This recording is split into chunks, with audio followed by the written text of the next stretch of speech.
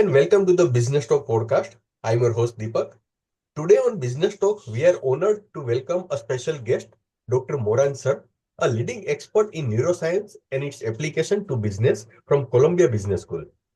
Dr. Moran Cerf has made significant contributions with nearly 90 academic publications, over half a dozen registered patents, mentorship of over more than 50 students, and a remarkable online following exceeding 10 million. Dr. Cerf currently serves as the Academic Director of Executive Education and an Adjunct Professor of Business in the Marketing Division at Columbia Business School.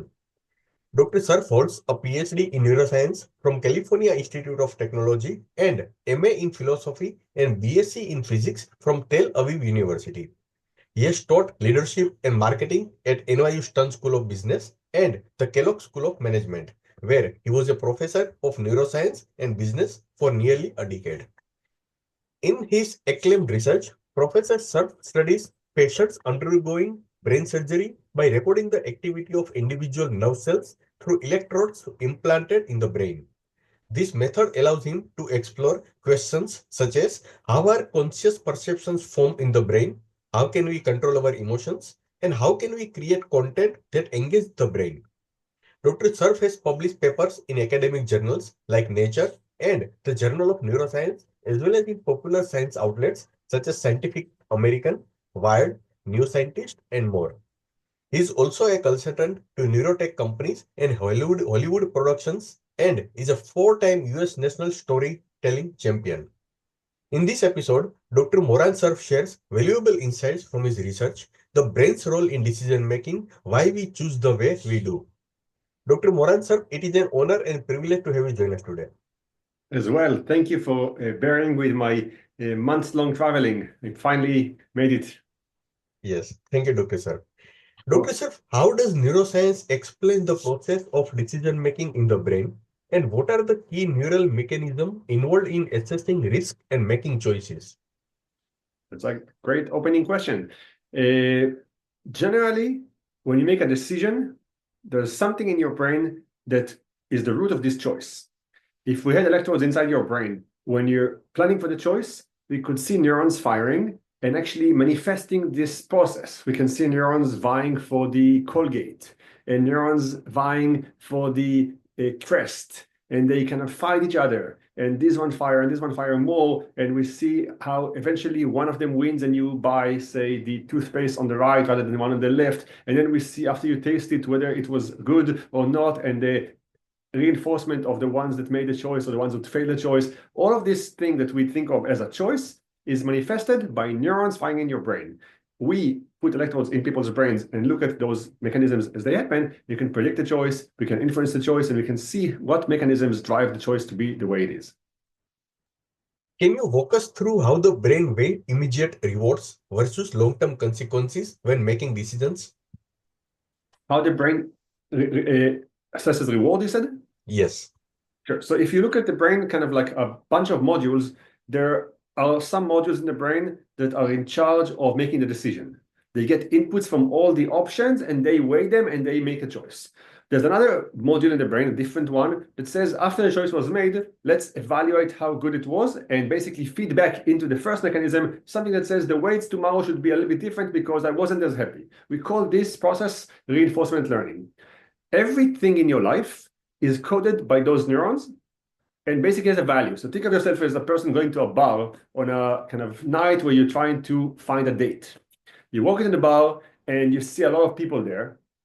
And as soon as you enter the bar without knowing anything, you judge them maybe by their kind of appearance, maybe by their smile, maybe by their kind of group and see kind of how they interact with other people. So if you want, your brain, as soon as you see those, let's say 10 people, scores them. It's manifested by neurons firing. So you say 7, 9, 8, 8, 7, 2, 3. You cannot do that. Now, as soon as you start talking to them, you have new inputs. This new input goes to the mechanism that gets the reward and evaluation and says, oh, now that I saw her, even though she's very attractive, maybe what she says doesn't appeal to me, so I'm going to lower the score a little bit. Now that I talk to him, he sounds very, very kind of caring and I care about kindness and so on, so I'm going to elevate his scores. So essentially, if you look at the brain, there are almost like kind of people, judges with like scorecards next to every experience you have. And those scorecards move fast. You start with a 9, you drop to 1, you go back to 9, very, very fast. Almost every sentence changes that. But we call this the reward system, which scores every event in your life. And when you go to experiences and you have enough information, they try to kind of converge into, okay, I actually think that he's an 8.9 and my cutoff to choosing a date is 8.8. So he passes the threshold, I'm going to ask him out. That's kind of how the process works brain-wise. Dr. Moran, how do you envision neural brain implants transforming human cognition? And what are the ethical implications of potentially bypassing cognitive limitations such as memory and concentration in the age of artificial intelligence?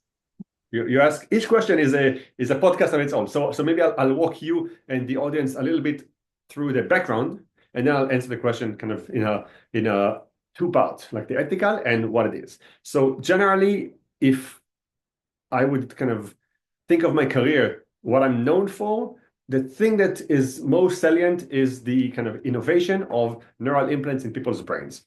The gist of that is that when neuroscientists want to study the brain, they typically have two options. Either they study animals or humans. And the reason you choose between those two options is because based on the choice, you get to study different things.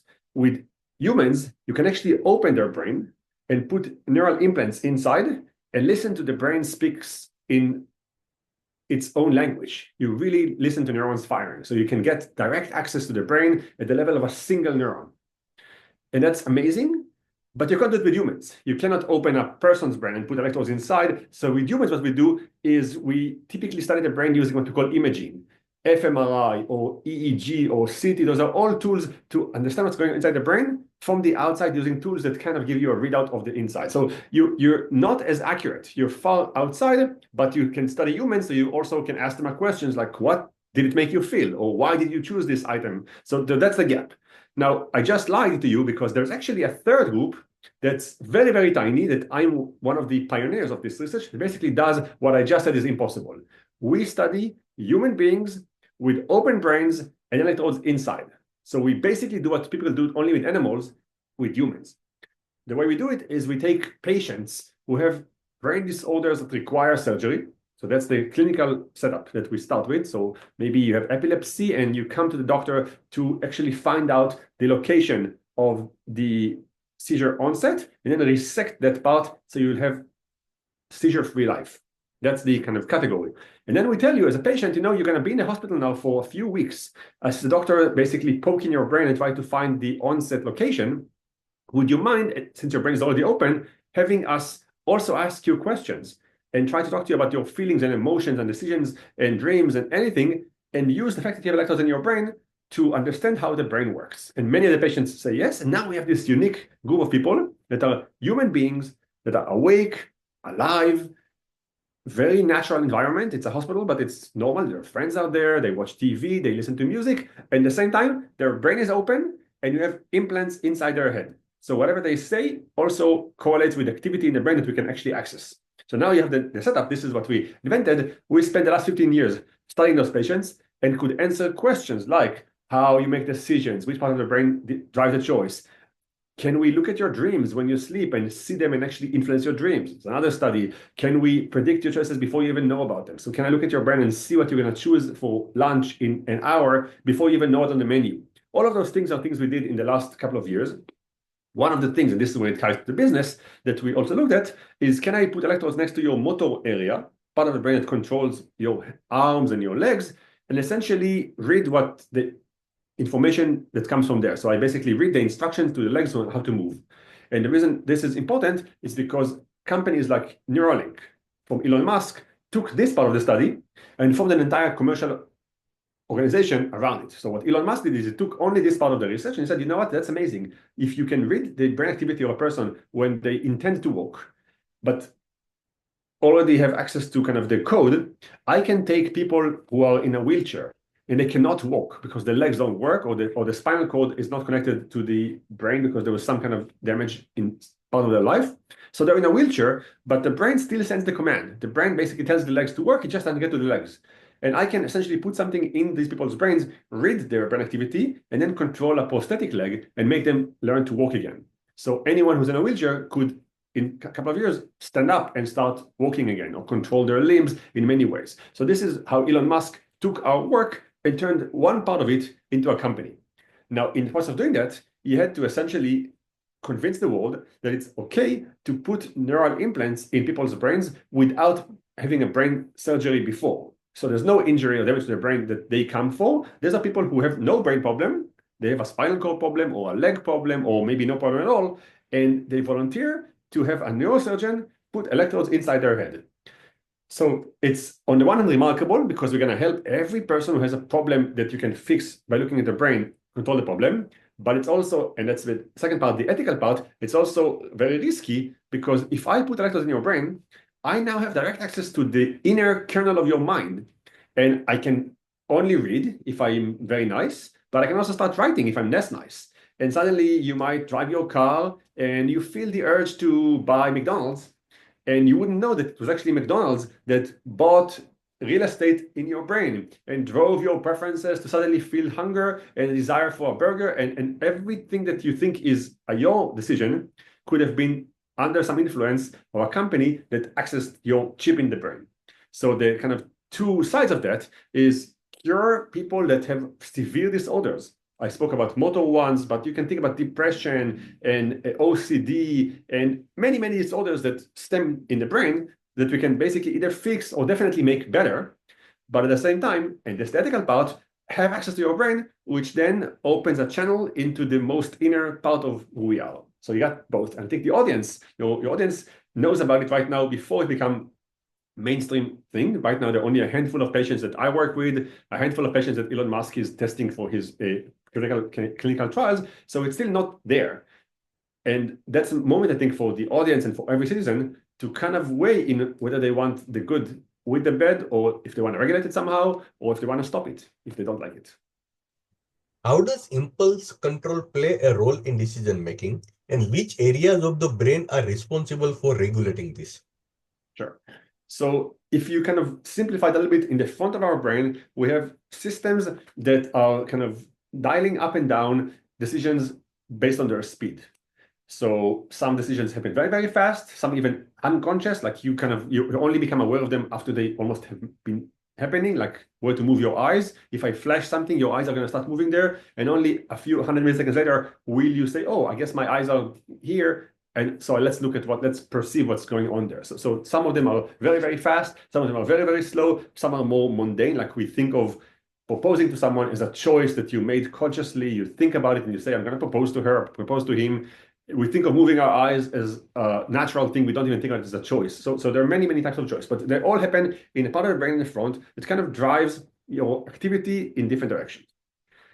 And sometimes organizations and people can benefit from basically tapping into the more fast and less kind of tamed mechanisms and make you one thing before you know why. So smell is a great example. Smell is what we call monosynaptic access. It goes from the nose straight to the emotion part of the brain. It doesn't make many, many steps in the brain. It goes from one to the other. So that's why many times if you smell something that is kind of the smell of your high school, it immediately kind of triggers the memory, or the smell of the cleaning supply that was when your mom used to do the laundry immediately reminds you that it's like a very, very direct connection between smell. So companies and organizations, they didn't know necessarily the brain part, but they knew the intuition that I can make you want something by spraying the right smell next to the bakery store.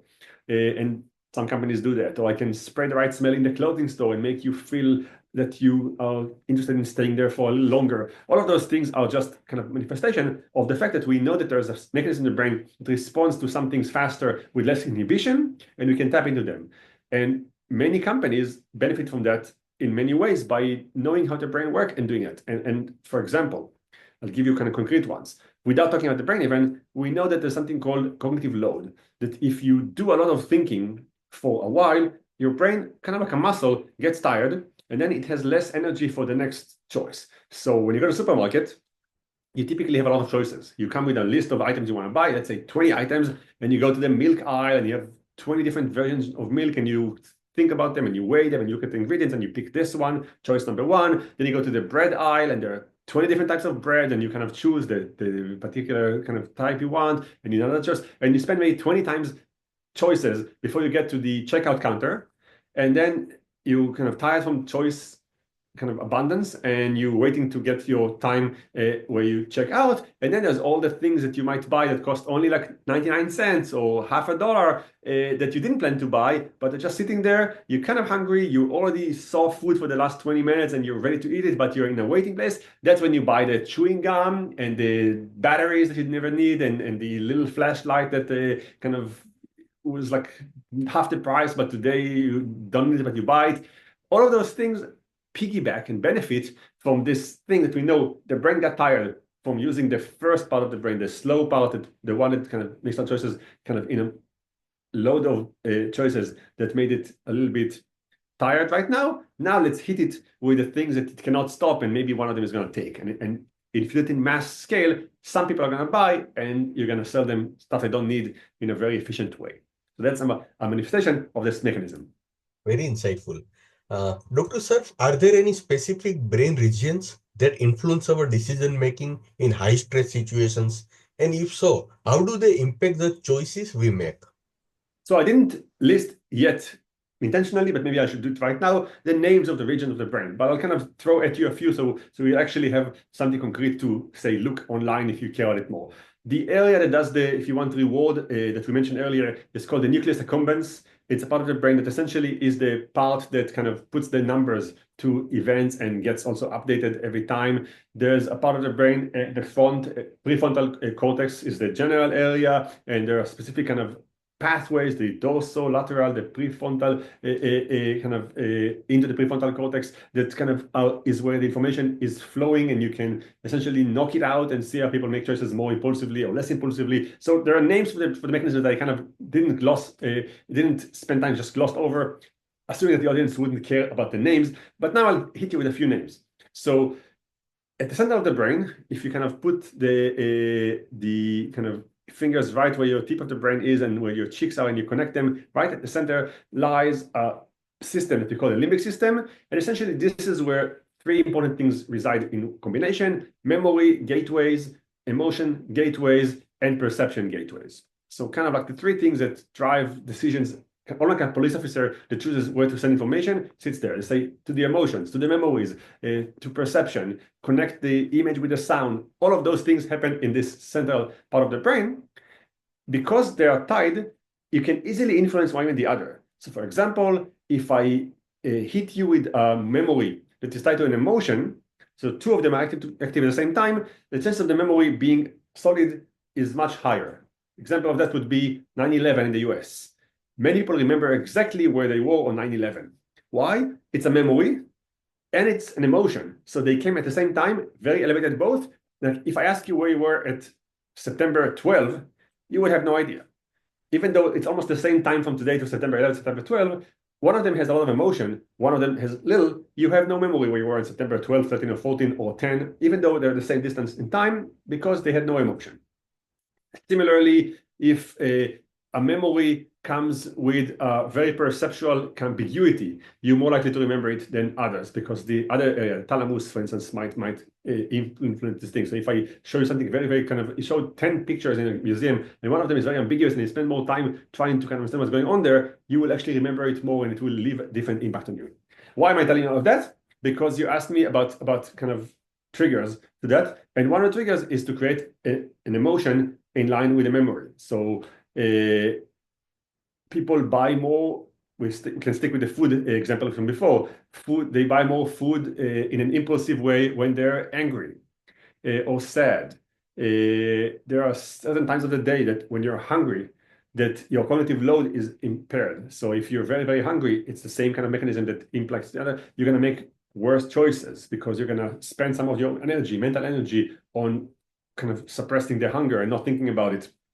So if you know in the brain where all those systems are, and I name them for completion, if somebody asks me the name, as amygdala is the center that kind of drives emotion, hippocampus is the center that drives memory, thalamus is the one that kind of connects, directs, if you want, perceptions, and connects, binds modalities.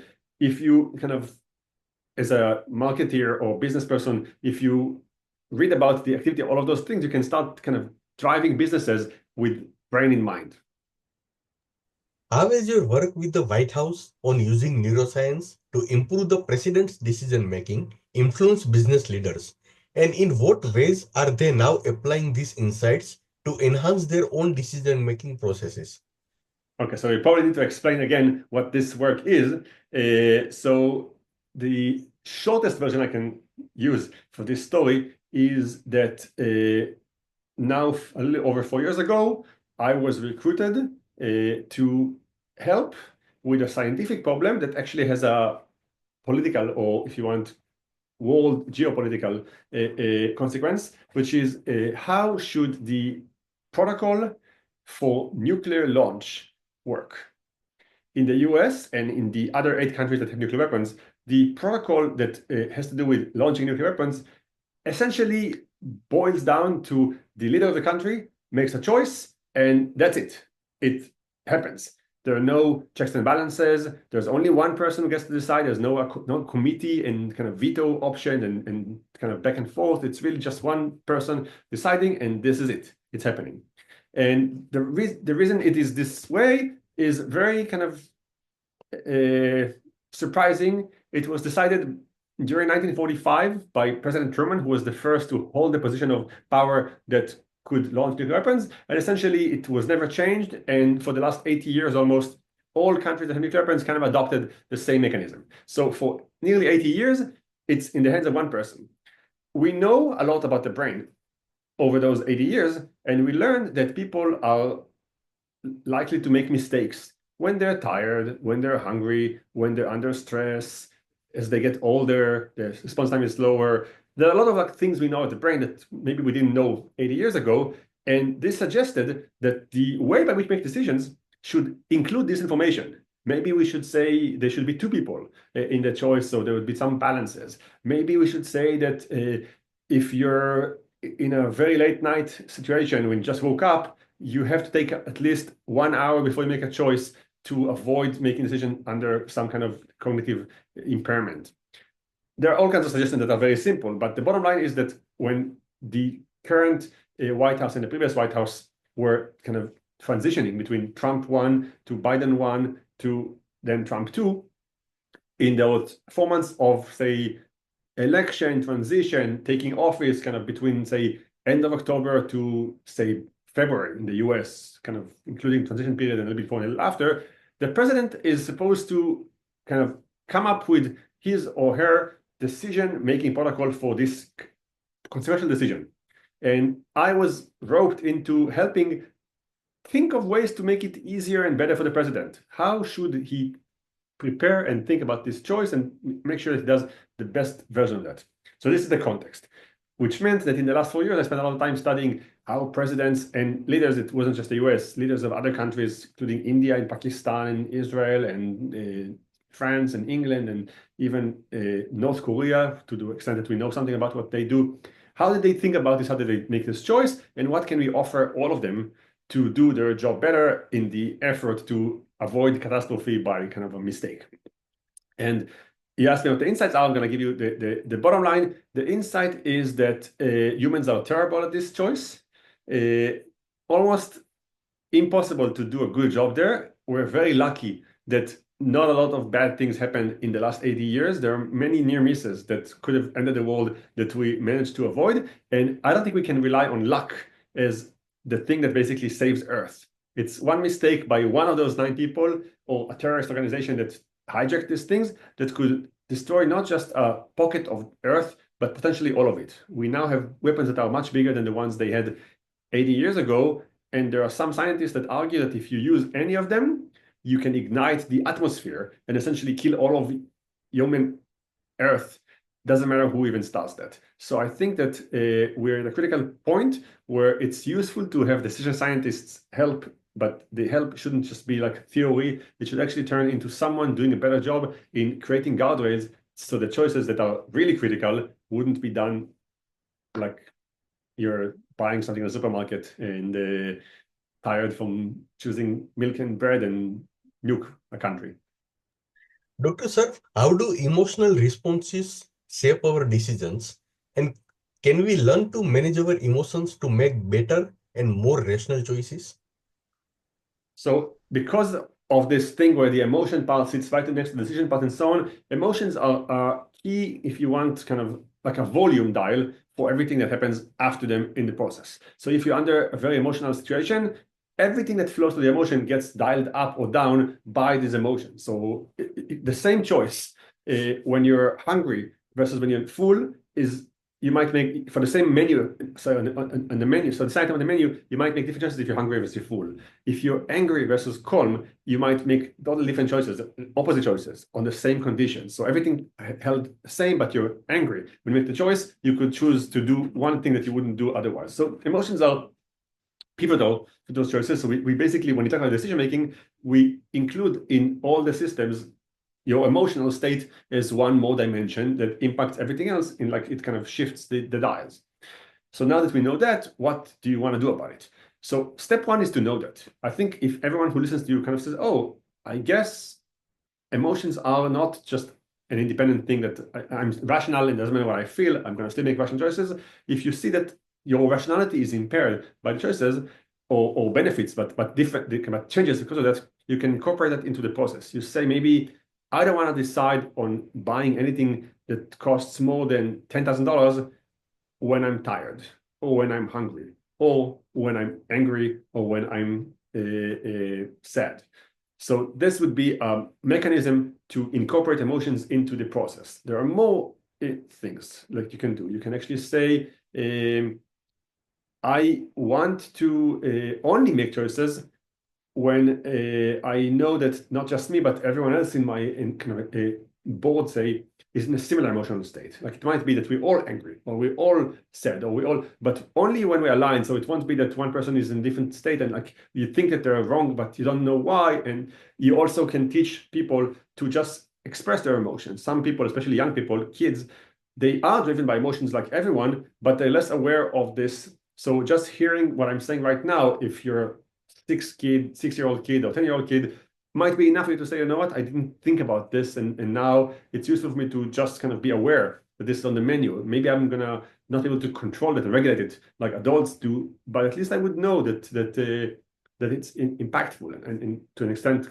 kind of be aware of how I make decisions. So I think that step one, I would say, be aware of that. Just the more you're aware of it, you can regulate it.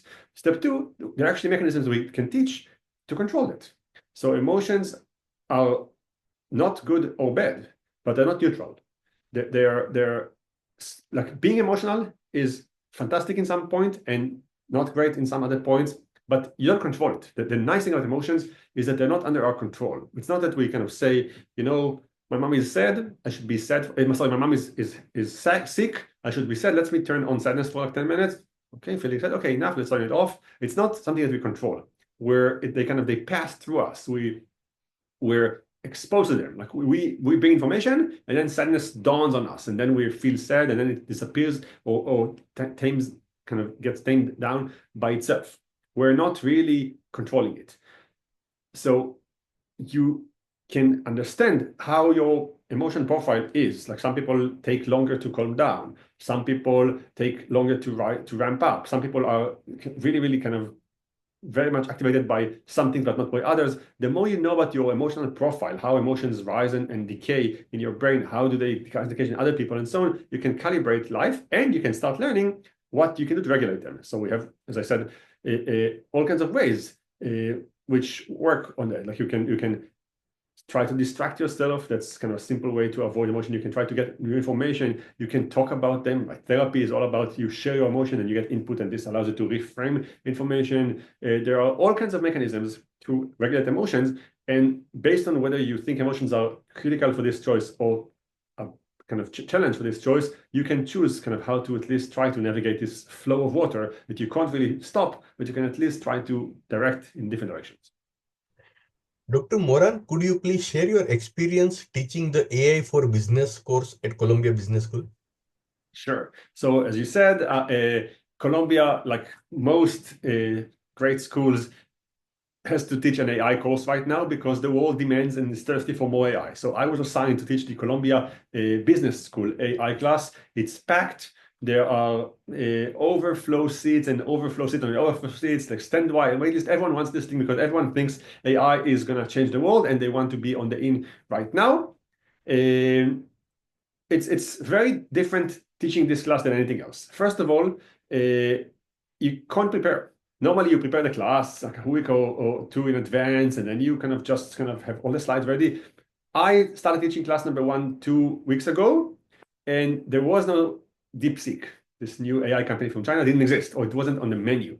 And then it happens. And my AI class 1 talks about the leading companies and why it takes 6 months and that many $1 million to do it. And then boom, comes a company that takes less time, less money from a different country. All the slides are out, and you have to create new ones. So first of all, teaching an AI class in a world that moves so fast is just a challenge for the teacher because you have to adapt fast. Second challenge is the students know a lot. There's 150 students, let's say, and one teacher. You're supposed to be able to answer questions from all kind of dimensions, but the reality is that there's one student who's spent the last 10 years working at a consulting firm and doing just that. And she's an expert on one dimension. There's another student who's a coder and he's an expert in Python. And you're supposed to somehow be able to answer both their questions. You're never going to be smart in all 150 together. The most you can do is be kind of like a traffic controller who says, this is a great question for him, this is a great question for her, and you kind of help navigate and you try to help orchestrate the program into some direction.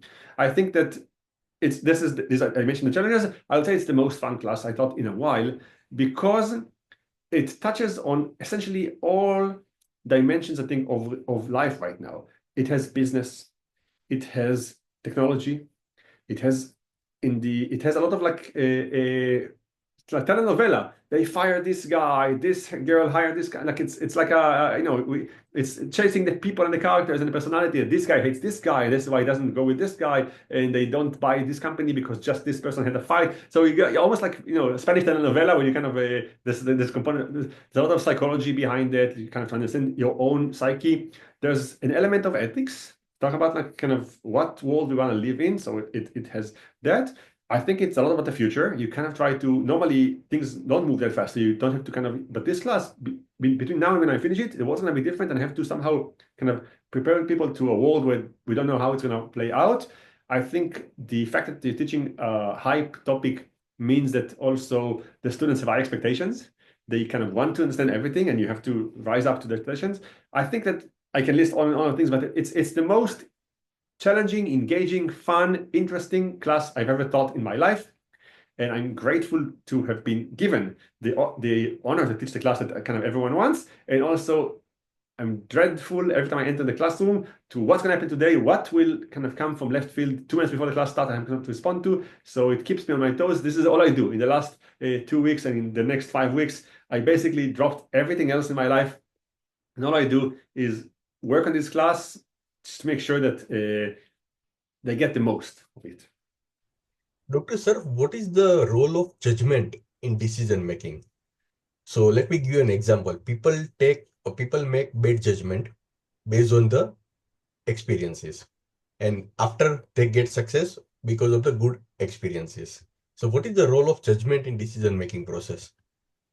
So first of all, I'll say the word judgment is a human word. The brain doesn't know what it means. So for the brain, there is no difference between emotion, memory, perception, judgment, reward. All the brain knows is neurons firing. We humans call neurons that fire and lead to tears coming out of your eye, sadness. Because we make movies like Inside Out that kind of try to personalize them, but the brain doesn't know. The brain just has a lot of neurons firing, a lot of actions happening, and because we see some patterns and it's easy for us to talk about the patterns with labels, we call this pattern sadness, this pattern happiness, this, or joy, I think it's in the movie, this pattern anger. I spoke about emotion, but we also call this pattern judgment. And what is judgment? It's essentially a reflection on a choice. So you made a decision, and now you have a reflection on that, and you can say, bad choice, good choice, we'll repeat the choice later, will not repeat the choice later, should learn from it, should not learn from it, and so on. And I think that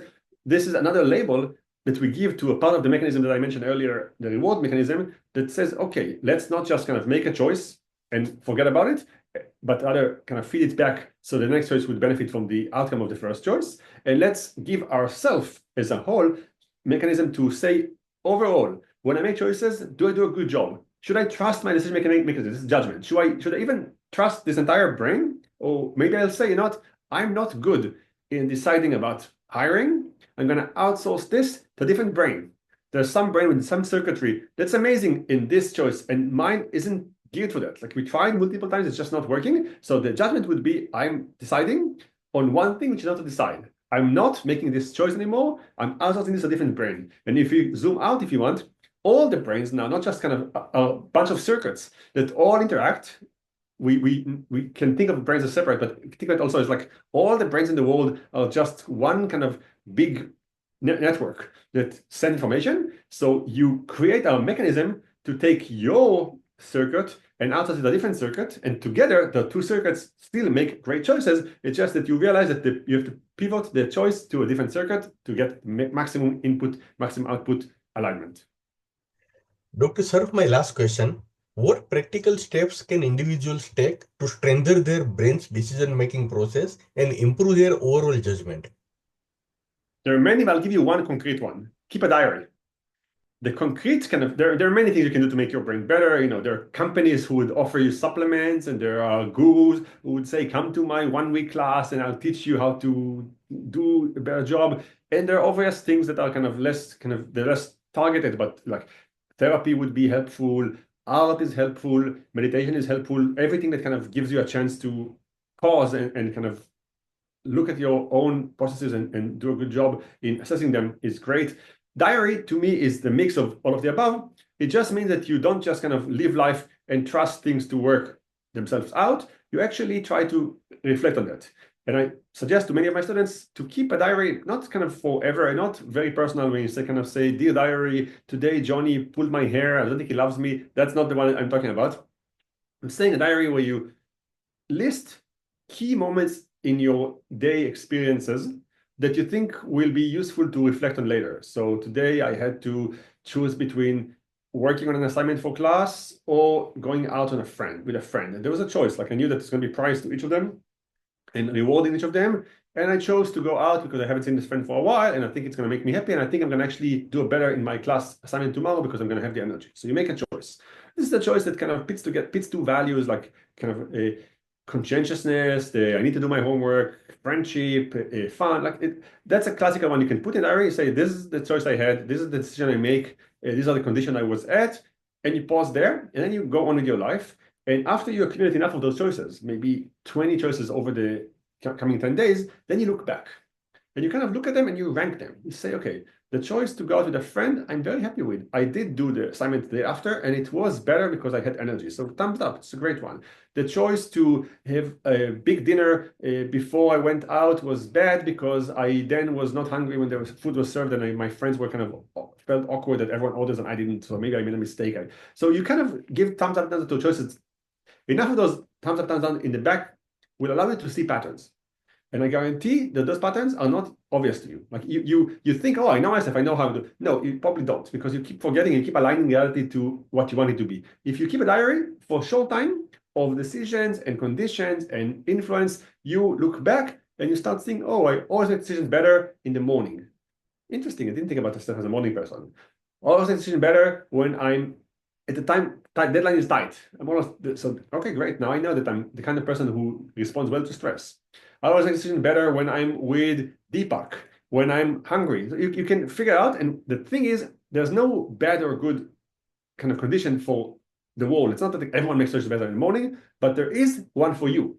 For every person, there is a profile where you make better choices in the morning or in the evening, when you're hungry, when you're full, when you're angry, when you're relaxed, when you're alone with people. Like for every person, there's a profile. And if you learn this profile, you can do better in living your life. And that's the easiest thing to do. Everyone can do that without, spending time on coaching, which is also amazing, but a lot more expensive in time and money, energy.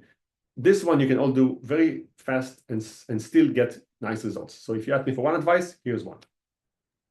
Listeners, as we wrap up this fascinating conversation, let's extend a warm thank you to Dr. Moran Cerf for joining us on today's podcast.